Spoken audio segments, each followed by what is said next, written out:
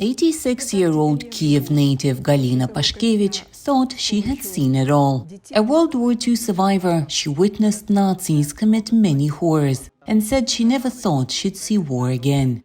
Then Russia invaded Ukraine in February, and like many others, Pashkevich fled.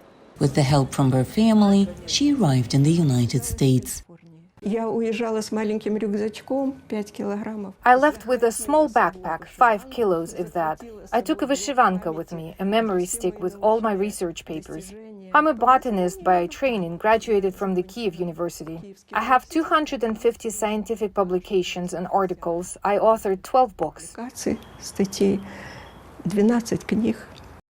She was born in 1936. In the fall of 1941, the Nazis came into Kiev.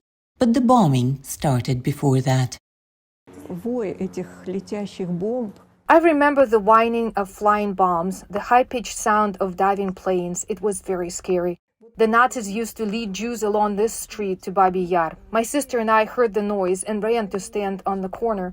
We saw Germans with lowered guns walk on the sidewalk, and on the road, a stream of people with carts carrying children. We just stood there and watched.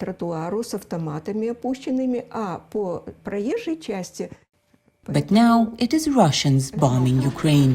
Pashkevich says she cannot stop crying when she thinks of Ukrainian children who should be playing outside instead of hiding in basements. She recalls risking it all to escape. We hear explosions, sirens are wailing, we have to hide. But instead we're hurrying to get to the garage. It took us 3 days to get to the border. We didn't eat, didn't leave the car. As we were driving, we found out there were long lines at the Polish border. My grandson told us to head to the Slovakian border instead. Pashkevich's grandson met her in Slovakia. She still can't believe that this time Russia is Ukraine's foe. I used to constantly go to Moscow and St. Petersburg. My Russian colleagues would come to Kiev. Trying to imagine these are our enemies, I can't fathom it. But when you see what they do, what they have done to our cities and villages, Irpin, Bucha.